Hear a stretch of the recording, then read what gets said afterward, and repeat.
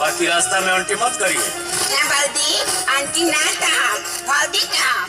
हम तोरा के भौजी आंटी कहे कहतनी, हम ये बात कहतनी कि बदमाशी मत करिए।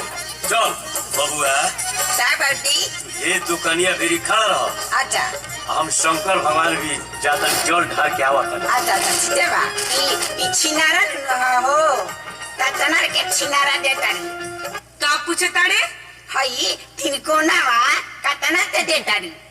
सिंघाड़ा 5 रुपया में एगो देतानी। हमरा के 4 रुपया में देबू। 4 रुपया में ना मिली। छुना छिनारा ना देबू तो चाटे देबू। अरे हाय देखा है कार इका कहा तड़स रे। अच्छा जाय दो छिनारा ना देबू चाटे ना देबू तो जाय दा हमरा के पेन देबू।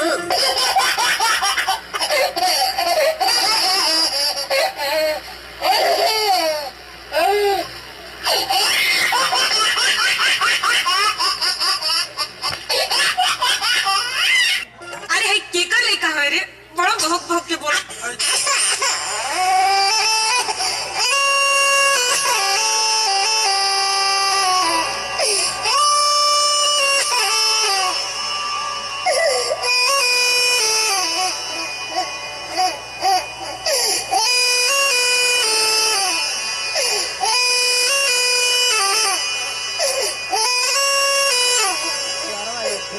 अहो लइकवा काहे मारतन मदेवरा थोक ललटेन के बाती हो।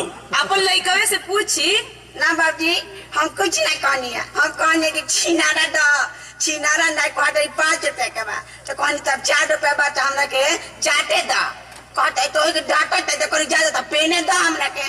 ना ना बाची ई थेथेरा नु बोलेला ई कहता कि सिंघाड़ा दो आ सिंघाड़ा ना देबू तो चाट छोला दो आ चाट छोला ना देबू तो पेड़वा नु मांगता कि पेड़ा दो।